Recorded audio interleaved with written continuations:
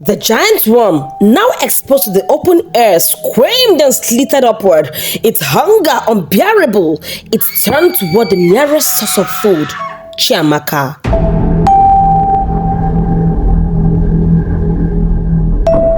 Chiamaka had always been a dreamer. From the time she was a little girl, growing up in the city of Kaduna, she had fantasized about walking on grand stages, wearing elegant gowns and hearing crowds chant her name. She was beautiful, tall, with a striking face, but fat, and that was what people always reminded her of. Modeling is for slim girls, they would say. You are pretty, but you don't have the body for it.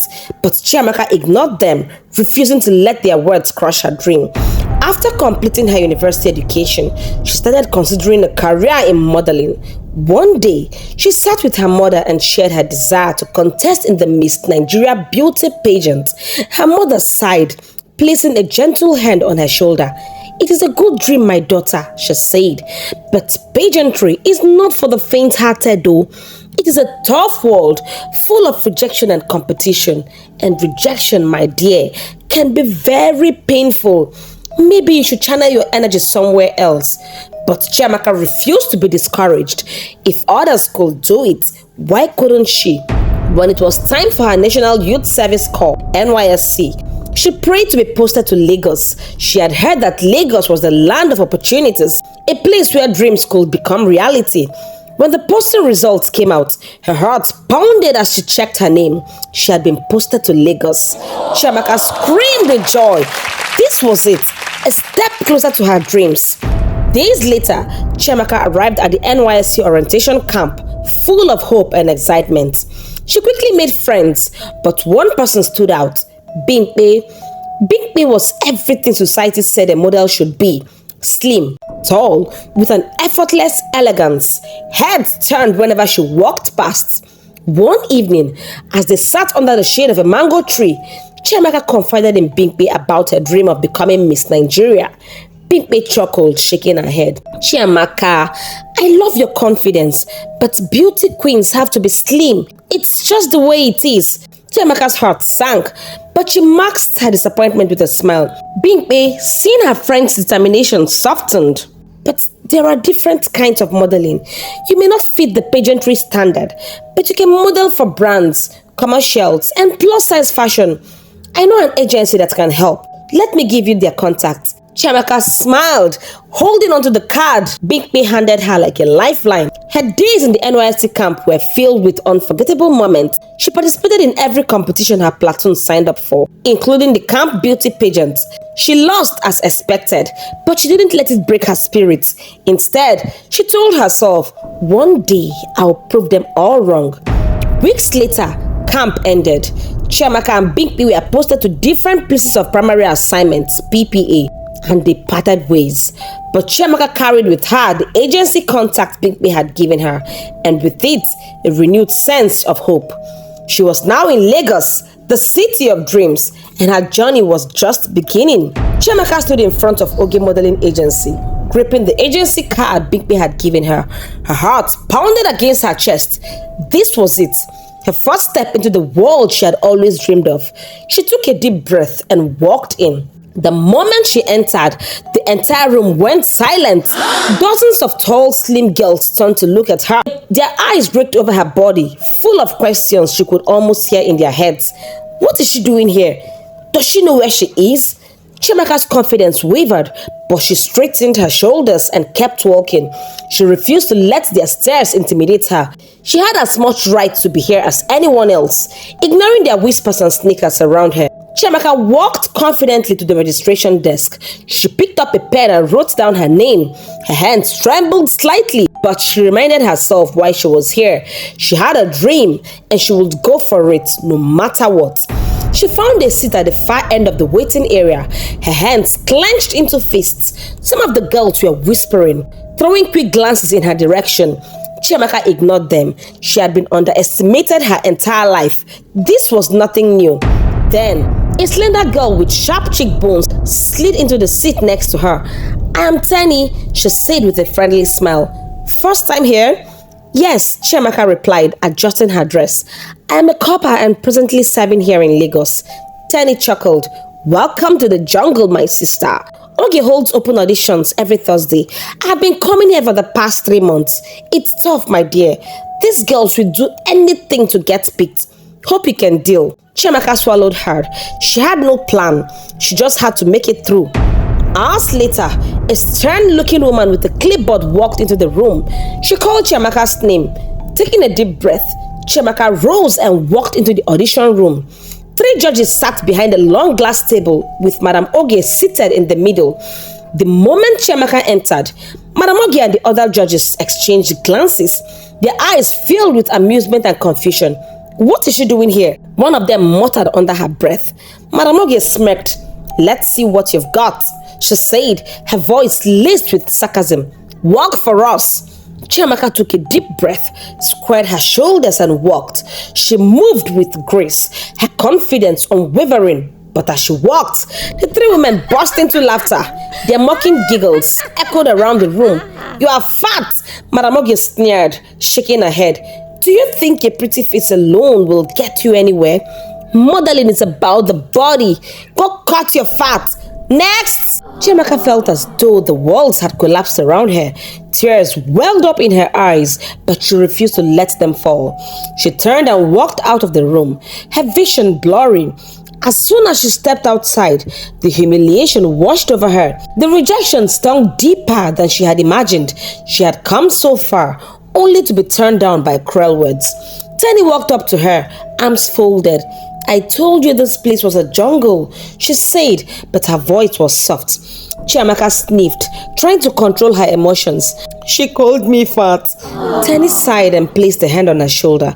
If you really want this, Tenny said, her voice softer than before, you need to be willing to do whatever it takes. Chiamaka looked at her, her eyes still red from crying. What do you mean?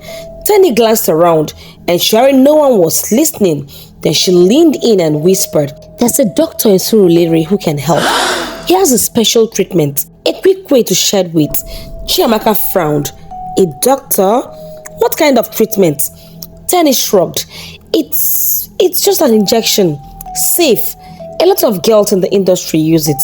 Even some of the top models and actresses. You will lose weight fast and get the body they want.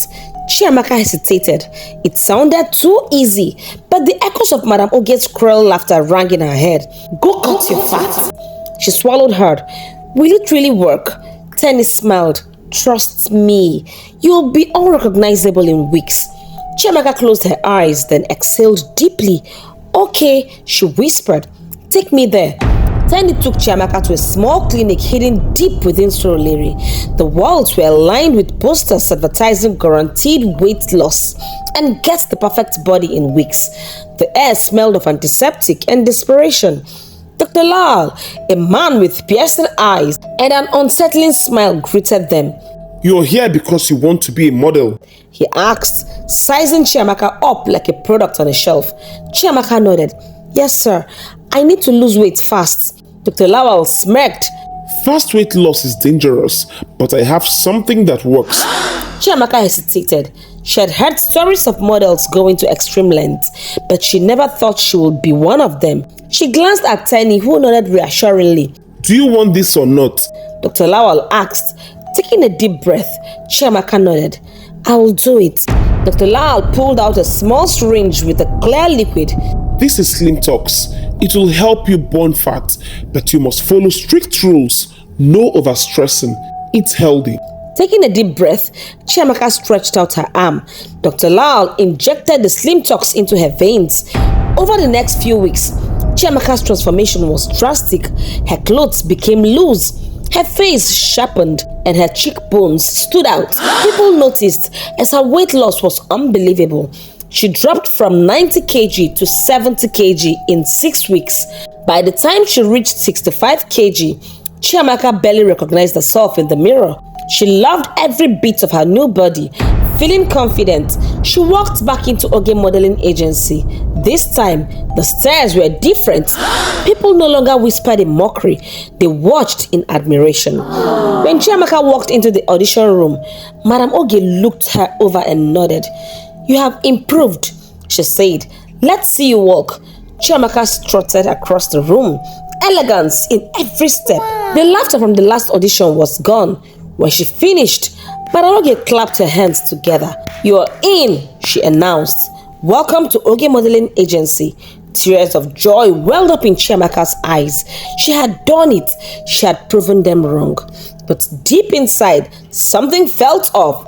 Something was changing within her, and she had no idea how much she had truly sacrificed. Chiamaka's success at Oge Modeling Agency was a dream come true, but the price of her transformation soon became evident. At first, everything seemed perfect.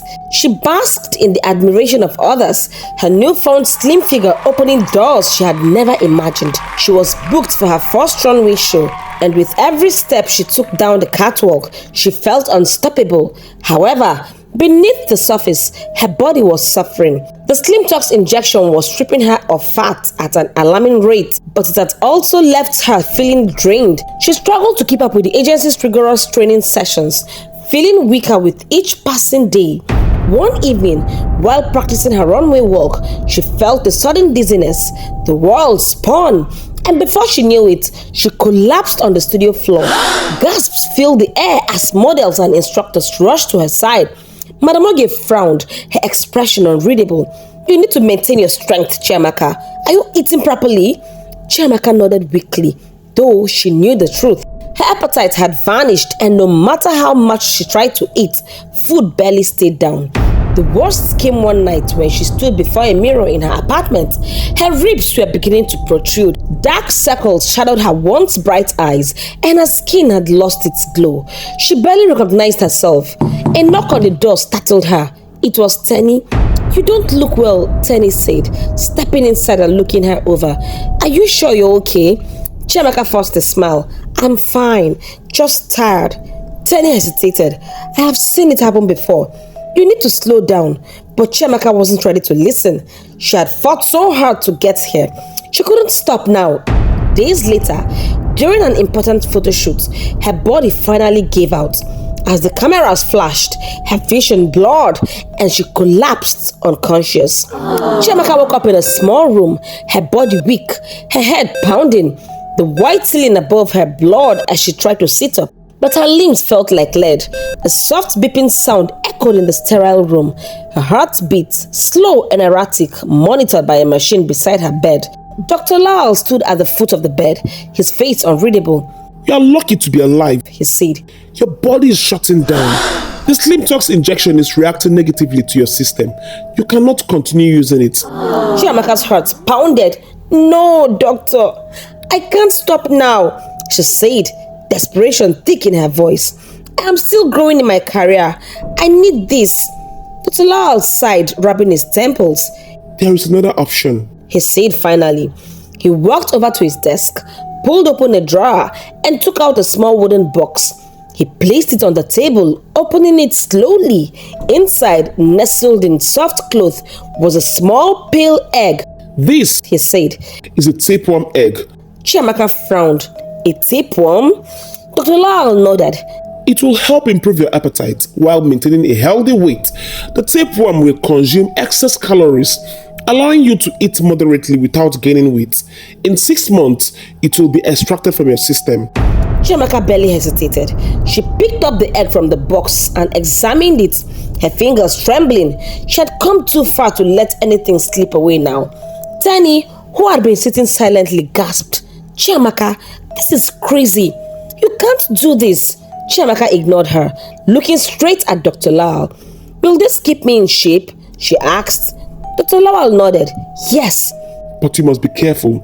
If you overfeed it, it may grow too strong." Without another word, Chiamaka popped the egg into her mouth and swallowed it whole. Tenny covered her mouth in horror. "What have you done?" Chiamaka wiped her lips, her eyes burning with determination. "I just secured my future." Days later, Chiamaka was back at Oge Modeling Agency, looking healthier but still trim. The agency welcomed her with open arms, oblivious to the dark secret lurking within her. After Chiamaka's return to the agency, she was desperate to get back in shape. She was losing deals as brands saw her as being too skinny. Determined to regain her appeal, she started eating like a glutton, ignoring Dr. Lal's instructions to eat moderately. Within 2 weeks, she had gotten back in shape. At first, everything seemed perfect. Chiamaka was thriving at Oge Modeling Agency, booking gigs and walking runways. She had the body she always wanted, and the industry finally accepted her. But something felt off. As days passed, her hunger became unbearable. No matter how much she ate, she always craved more.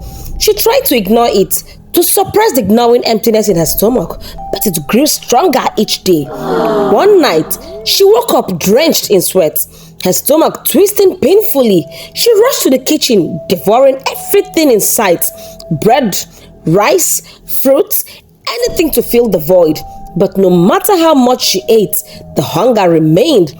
Tenny noticed the changes. "Chiamaka, are you okay? You eat so much, but you still look the same. It's like the food disappears inside you." Chiamaka forced a smile. "I'm fine, Tenny. I'm just stressed." But she wasn't fine. Something inside her was consuming her from within. During a major fashion shoot, she felt something shift inside her. A searing pain shot through her stomach. She clutched her abdomen, barely able to stand. The photographer's voice faded as her vision blurred. Then, darkness. Chiamaka woke up in her apartment, sprawled on the floor, her body drenched in sweat. Tenny was hovering over her, fear in her eyes. "You collapsed at the shoot," Tenny said. "I had to bring you home." Chiamaka tried to sit up, but pain racked her body. She felt something move inside her, a wriggling sensation deep in her guts. Her breath hitched. Panic clawed at her throat. She stumbled to the mirror, lifting her shirt. Her stomach, once toned and perfect, was now slightly bloated. She pressed her fingers against her abdomen and gasped. Something slithered beneath her skin. A sharp knock startled her. She turned to see Tenny holding her phone. "Dr. Lawal has been calling," Tenny said. "He wants to speak with you." Chiamaka's heart pounded. She grabbed the phone with trembling hands and pressed it to her ear. "Doctor, something is wrong. Something strange is moving inside my body." Dr. Lawal's voice was calm but firm.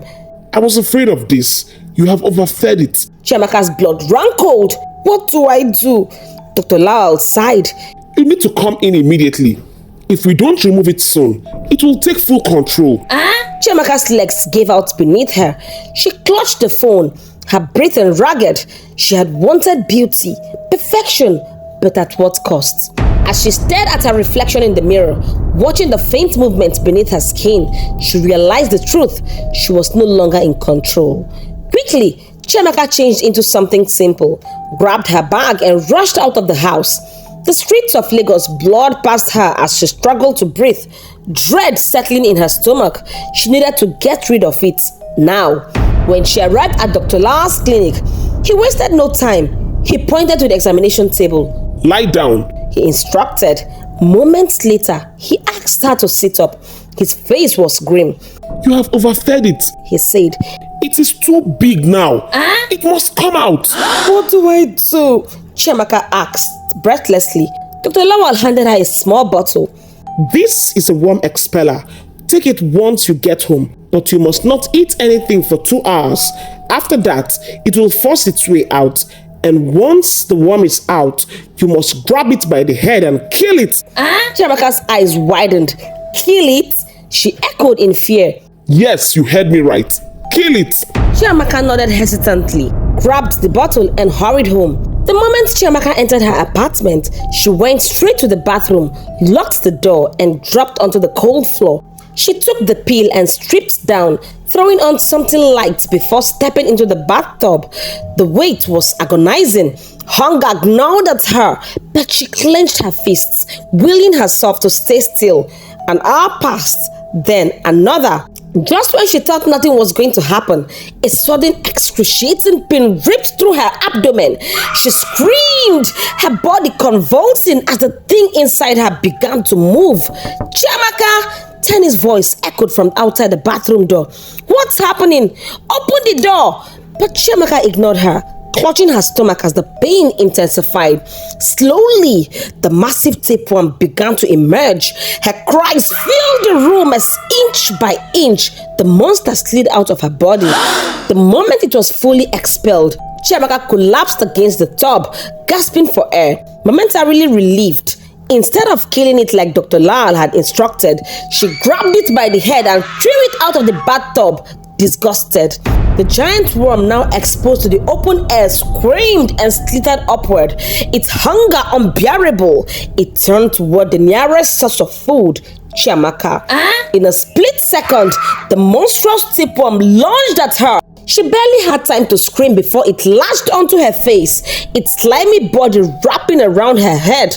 In an instant, it sank its teeth into her eyes, burrowing deep into her skull. Chiamaka's body jerked violently before going still. Outside, Tenny, now in full panic, slammed against the bathroom door. "Chiamaka, open up!"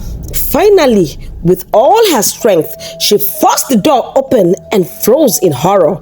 Her best friend's lifeless body lay sprawled on the bathtub, blood pooling around her head. The monstrous tapeworm writhed on the floor, its soulless black eyes scanning its surroundings hungrily. Tenny's knees buckled, and before she could even scream, she passed out from the horror. In that moment, the worm found a new host. It slithered toward her, creeping up her body and slowly disappearing into her open mouth. And the cycle started again. Chiamaka's tragic story is a chilling reminder that self-acceptance is key. No dream is worth losing oneself for, and in the pursuit of beauty or success, one must never sacrifice their health, sanity, or life. If you enjoyed this story and would like to see more interesting stories, please consider subscribing to this channel, not forgetting to turn on the bell notification icon so that once another video is being posted, you will be the first to be notified. You can also check out these videos here. I promise you won't be disappointed. Till we meet again in my next video, remain blessed.